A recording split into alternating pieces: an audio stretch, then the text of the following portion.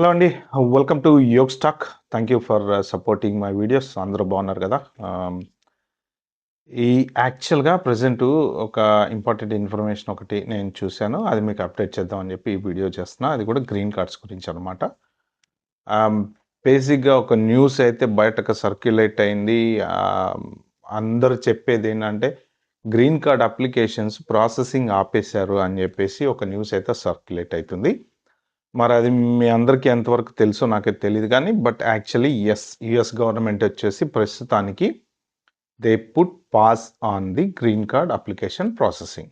But pause అంటే ప్రస్తుతానికి green card ఎవ్వరికీ ఇవ్వద్దు అని జెప్పేసి ఆ అప్లికేషన్స్ ఏమైతే ఉన్నాయో వాటి మీద పాజ్ అయితే పెట్టారు. సో, అసలు ఆ అప్లికేషన్స్ ఏ కేటగిరీకి సంబంధించినవి? ఎవరు దానికి పాస్ పెట్టడానికి రీజన్ ఏంటి? అనేది మనం ఈ వీడియోలో మాట్లాడుకుందాం. ఓకే. సో, ఎవరైనా ఫస్ట్ టైమ్ నా ఛానల్‌కొస్తే ప్లీజ్ అండి సబ్స్క్రైబ్ చేసుకోండి. అలాగే ఈ వీడియో గనుక మీకు నచ్చినట్టయితే ఒక నలుగురికి షేర్ అయితే చేయండి. నాకు లైక్ ఇయ్యటం మాత్రం మర్చిపోవద్దండి. ఎందుకంటే లైక్‌లు ఎక్కువ ఇస్తుంటే వీడియో ఎక్కువ ప్రమోట్ అయితా ఉంటది. ఒక నలుగురికి విషయం అయితే తెలుస్తది. సో, బేసికల్‌గా ఈ గ్రీన్ కార్డ్ ప్రాసెసింగ్ అనేది ఇంతకుముందు ఇది మన జో బైడెన్ గవర్నమెంట్‌లో విచ్చలవిడిగా మిస్‌యూజ్ చేసుకున్నారు.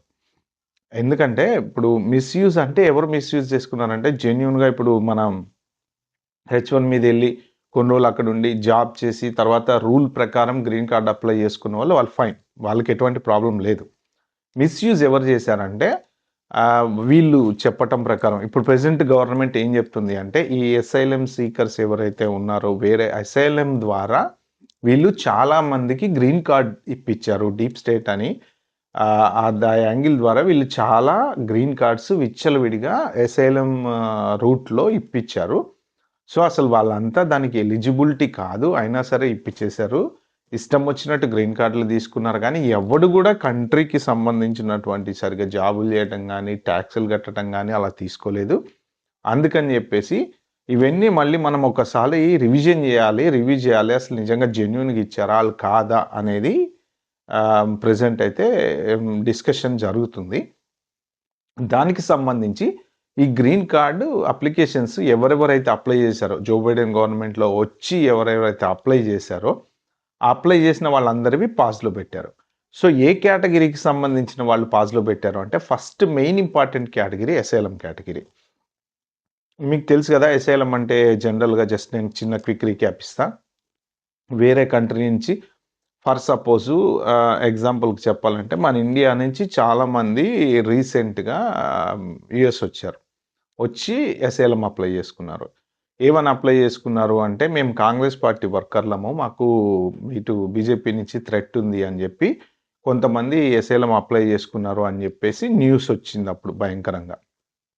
సో, అలాగా మనకి మన కంట్రీలో ఎక్కడైతే పుట్టి పెరిగామో, ఆ పుట్టి పెరిగిన కంట్రీలో ఎవరితోటైనా ప్రాబ్లమ్ ఉంది, థ్రెట్ ఉంది, మనల్ని వాళ్ళు చంపేస్తారో, లేకపోతే కొడతారో నేను ఆ కంట్రీకెళ్తే అన్నప్పుడు ఏంటంటే, మనం వేరే కంట్రీకెళ్ళేసి వేరే కంట్రీలో వాళ్ళని బాబు మేము ఆ కంట్రీలో బతకాలంటే ఇబ్బందయితుంది. మాకు శరణ పెట్టండ్రా నాయనా అని అడుగుతాం. దాన్ని శరణార్థులు అంటారు. సో, ఆ రూట్‌లో వీళ్ళు జనరల్‌గా అలాంటి ప్రాబ్లమ్స్ ఉన్నవాళ్ళు ఉంటారు.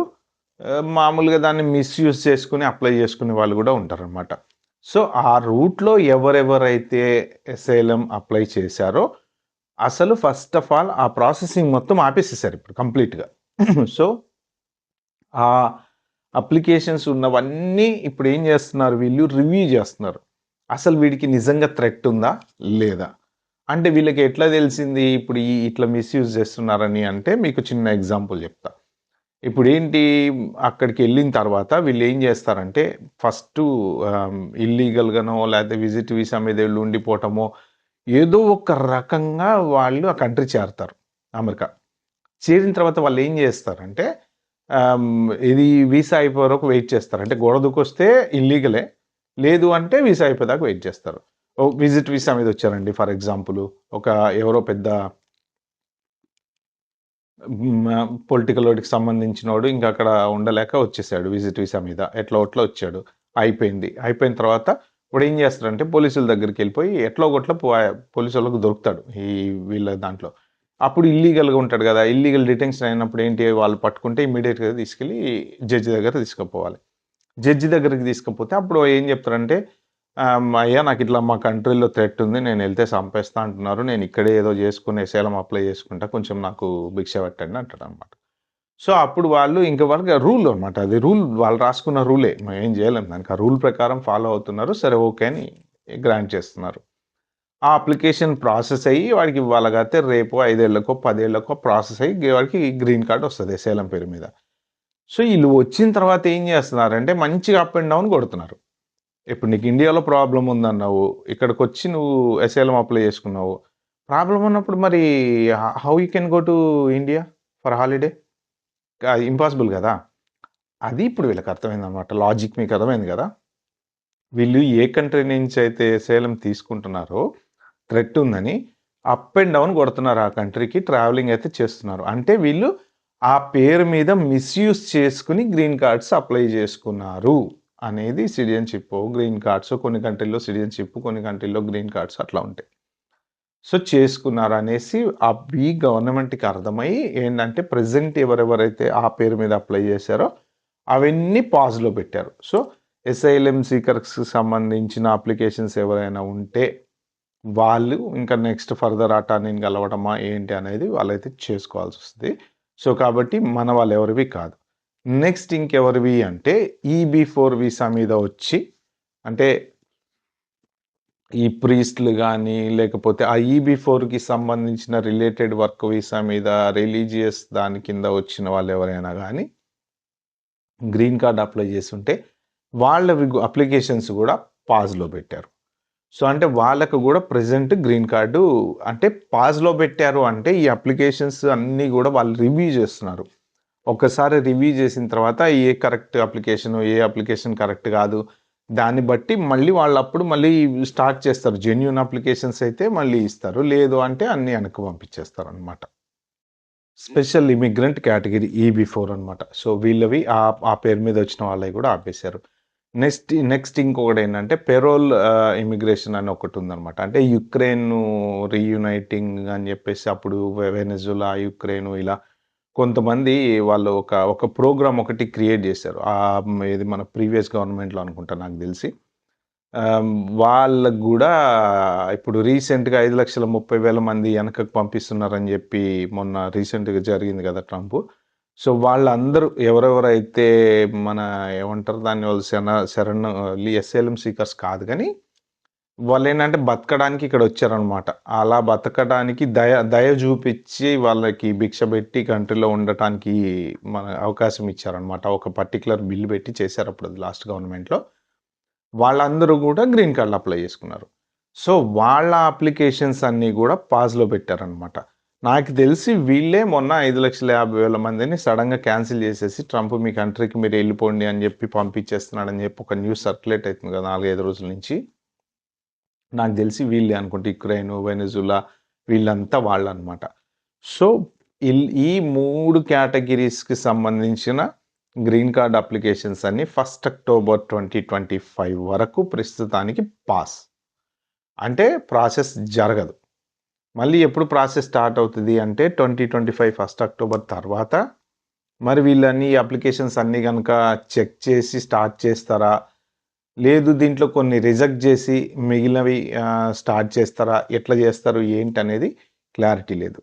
సో, అదర్ దాన్ దట్ ఇప్పుడు ఎవరైనా మన గ్రీన్ కార్డ్‌లు అప్లై చేసిన వాళ్ళు ఇప్పుడు H1 visa మీదెళ్లి green card apply చేసినా, తర్వాత మన యూఎస్ సిటిజన్‌ని మ్యారేజ్ చేసుకొని గ్రీన్ కార్డ్ అప్లై చేసినా, సో, వీళ్ళందరి అప్లికేషన్స్ యాజ్ యూజువల్ రన్నింగ్‌లో ఉన్నాయి. ఎవ్వరు ఎటువంటి టెన్షన్ పడాల్సిందేం లేదు. ఆ అప్లికేషన్స్ మాత్రం ఆపలేదు. అంటే ఈ జనరల్‌గా కన్‌ఫ్యూజన్ ఎలా క్రియేట్ జేస్తున్నారంటే, ఓకే. ఇంక అయిపోయింది. యూఎస్ గ్రీన్ కార్డ్‌లు అన్నీ ఆపేసేసింది అని జెప్పి కన్‌ఫ్యూజన్ క్రియేట్ జేస్తున్నారు గానీ, ఈ డీటెయిల్డ్‌గా ఎవరి అప్లికేషన్స్ ఆగినాయి, ఎవరి అప్లికేషన్స్ నడుస్తున్నాయి అనేది క్లారిటీగా చెప్పబోయేటప్పటికి ఏంటంటే, అందరిలో ఒక కన్‌ఫ్యూజన్ అనేది స్టార్ట్ అయిందనమాట. So, general green card applications ఏవైతే ఉన్నాయో, అవి యాజ్ యూజువల్‌గా రన్ అవుతూ ఉంటాయి. దానికుండే రూల్స్ అన్ని. కాకపోతే ఏంటంటే, ఒక చిన్న డిఫరెన్స్ నేను మొన్న ఈ మధ్యన ఒక వీడియో ఒకటి పెట్టాను. ఆ స్పెక్ ఏదైతే ఉంటదో మీరు అప్లికేషన్ ఫార్మ్ ఫిలప్ జేయటానికి ఫాలో అయ్యే గైడ్‌లైన్స్, రూల్స్ ఏమన్నా ఉంటాయో, ఆ రూల్స్ అయితే కొంచెం చేంజ్ అయినాయి. ఆ కొత్త రూల్స్ ప్రకారం మీరెవరన్నా ఒకవేళ అది మిస్ అయితే మాత్రం మీరు నా వీడియో నేను డిస్క్రిప్షన్‌లో పెడతాను మళ్ళొకసారి అది చూడండి. అంటే మొన్న మార్చ్ 18 తర్వాత 25 తర్వాతో ఒకటి కొత్తది వచ్చిందంట. ఆ గైడ్‌లైన్స్ ప్రకారం యూఎస్‌సిఐఎస్ గైడ్‌లైన్స్ ప్రకారం మీరు ఫార్మ్ అయితే ఫిలప్ చేయాలి. సో, ప్రెజెంట్ గ్రీన్ కార్డ్స్‌కి మాత్రం ఎటువంటి ఇబ్బందయితే లేదు. ఒక్కటేంటంటే ఇంకొక చిన్న విషయం మీకు తెలియాల్సింది అప్లికేషన్స్ రిజెక్ట్ చేస్తున్నారు. సో, ఆ రిజెక్ట్ గూడా ఎందుకు చేస్తున్నారు అంటే, ఫార్మ్ సరిగ్గా ఫిలప్ చేయకపోతే, అంటే మిడిల్ నేమ్ పెట్టకపోయినా, లేకపోతే మిడిల్ నేమ్ సింగిల్ లెటర్ రాసినా, లేదన్నా ఒక ఇంపార్టెంట్ కాలమ్ బ్లాంక్‌గా వదిలేసినా, సో, ఏందంటే ఆ పర్టిక్యులర్ ఫార్మ్ అయితే మళ్ళీ రిజెక్ట్ చేస్తారు. మళ్ళీ మనం రీఅప్లై చేసుకోవాలనమాట. సో, కాబట్టి ఫ్రెండ్స్ ఇది గ్రీన్ కార్డ్ యాక్చువల్‌గా అన్ని అప్లికేషన్స్ స్టాప్ చేయలేదు. అన్నీ యాజ్ యూజువల్‌గా నడుస్తూనే ఉన్నాయి. ఈ 3 కేటగిరీలు నేను చెప్పిన పైన వాటిల్లో ఏమైతే ఉన్నాయో ఆ 3 కేటగిరీలో నాకు తెలిసి మనోళ్ళు ఎవరు ఉండరు. ఎందుకంటే మనమంతా ఐటీ మీదెళ్లి అప్లై చేసుకుంటాం గదా! లేదు లోకల్ వాళ్ళని మ్యారేజ్ చేసుకొని అప్లై చేసుకుంటారు. సో, కాబట్టి ఎటువంటి పర్సన్ మనకు టెన్షన్ పడే పనైతే ఏం లేదు. ఓకే. ఈ వీడియో గనుక మీకు నచ్చితే మాత్రం ప్లీజ్ అండి ఒక నలుగురికి షేర్ అయితే చేయండి. నాకు లైక్ చేయటం మాత్రం మర్చిపోద్దండి. Please like, share, subscribe my channel. Thank you.